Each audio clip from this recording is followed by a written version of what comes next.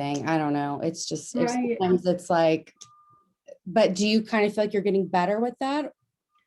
I think so. Like, Yeah, that's what they're pushing us towards, is understanding the why, not just clicking buttons. I mean, which, you're not doing that once you're actually in practice, but you kind of have this endless, they always say you have this like endless array of things that you can order. You have to think about what is going to benefit the patient right now, what might you want to know down the road. And I think it's one of those things that's just going to take a lot of practice. And it's a lot of location specific things. I'm sorry, there's like a beeping truck. I'm sorry, I don't know if you can hear that. you're good.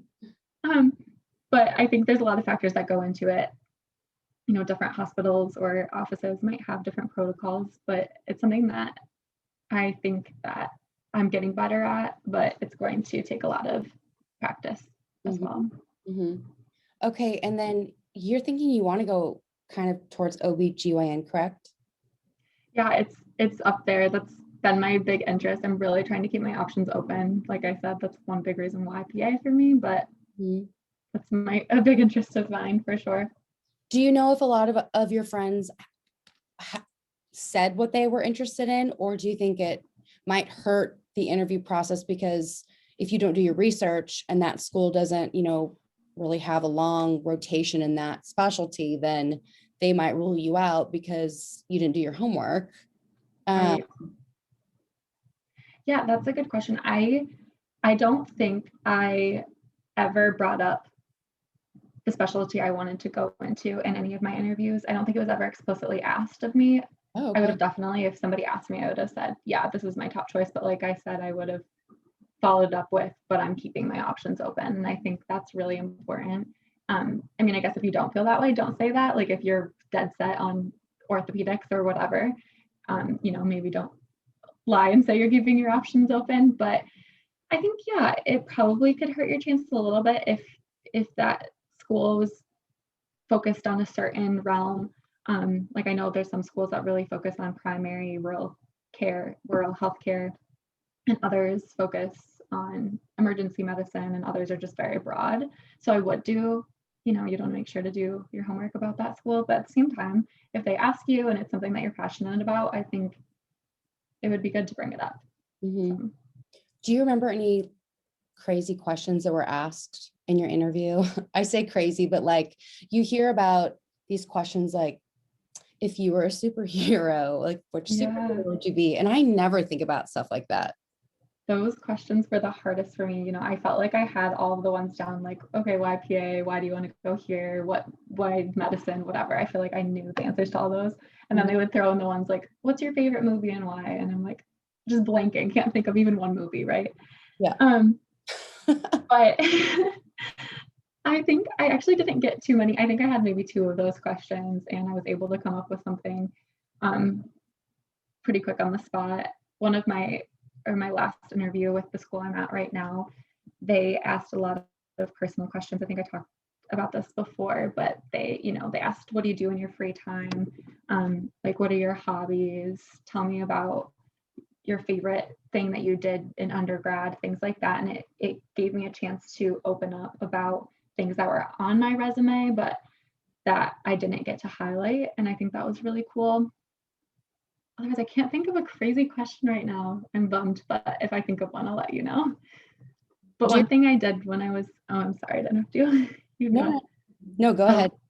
One thing I did, like when I was preparing for my interviews, I just made this really big list of all these questions that I thought could possibly be asked. And I tried to jot down a little answer to each of them. I didn't really study it or anything like that, but I think just kind of getting my brain thinking about questions really helped.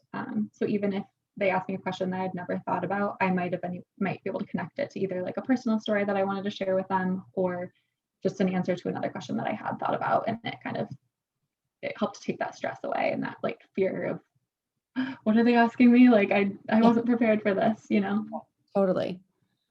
Okay, perfect. Girl, we just like whipped out a bunch of stuff. Yeah. Sorry, sometimes chatter away. Makes long response. No, I love it because I feel like that's kind of how you and I usually go. But I do next time I feel like, I do need to have like specific questions. Can you think of any questions that I should ask that like, Um, what are let me you think. and your classmates talking about? We're so focused on clinical rotations right now. Our school is trying to figure out, where is everybody going to go. I don't know if I'd have too much to say about that right now, just because we haven't been placed yet. But once I get my rotations placed, that would be something fun to talk about. Maybe we could talk a little bit about stuff that I do that isn't class. Like we have cadaver lab, we had oh geez, physical diagnosis labs, sim labs where there's like the robot. So if you want to ask about stuff like that, I'd be happy to talk about that at some point. Yeah, totally. Okay. And then, yeah, I don't know. If I think of more things, I'll text you though. Okay. Okay.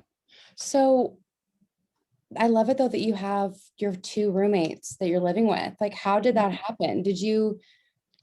Are you on that PA forum where it's like once you're accepted, then you can see who everyone is? Yeah, I was on the forum. And our class actually created a Facebook right after everyone got their acceptances. So I was added to that, and we actually haven't used it since, but I think people used it to kind of get to know each other.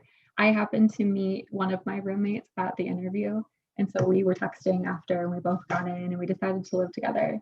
And then I met another girl on Instagram that was in my class, and we decided to have her live with us too. So it just really worked out. I got lucky, and Yeah. And then where are they both from? One is from New Hampshire, and we're in Massachusetts right now, so she's not too far away. And then the other one's from California, so she was, West Coast, East Coast. It was a long trip for her. Yeah. How fun. And then what about the ages? How different in ages are you girls? We are all around the same age. My one roommate is about a year younger than me, and then the other one, we're just a couple months apart. So we're all 25, 24, 25. I forgot to ask you, do you have a sister? I do. I have a young sister.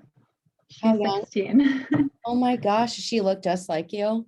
We do look alike. She'll try to deny it just because she likes to be her own person, but at times we definitely look alike. To the picture, I want to see what she looks like. This won't be on the, I won't post anywhere. Yes, I'm like, I can send you a picture. Oh my gosh, she's driving. Yes, it's so crazy. Her birthday was in December. So when I went home for my break and she was driving, I was just like, oh my God, you're so old. So how long have you been away since she's been in high school and everything?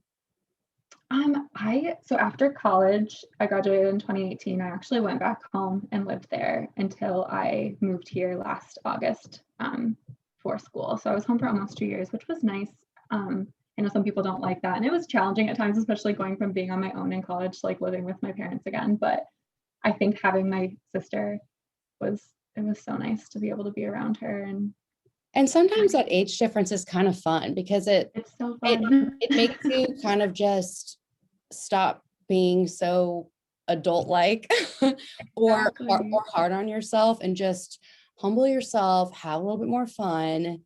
Yeah, exactly. I feel that with my nephews, even though they're super young, they bring out this major immature side of me, and it's so much fun. It is. It's so nice. I'm sad I have two new nieces, twins, and I haven't met them yet. I think almost 2 months old, a little over 2. Oh my gosh, baby. I know. Have you met any boys or anything? I have a boyfriend of 6 years actually, and he lives around here. So we're finally in the same city, which is so nice. Oh my gosh, how come he lives around there? His family's from north of Boston, and we went to school together and to undergrad. That's where we met.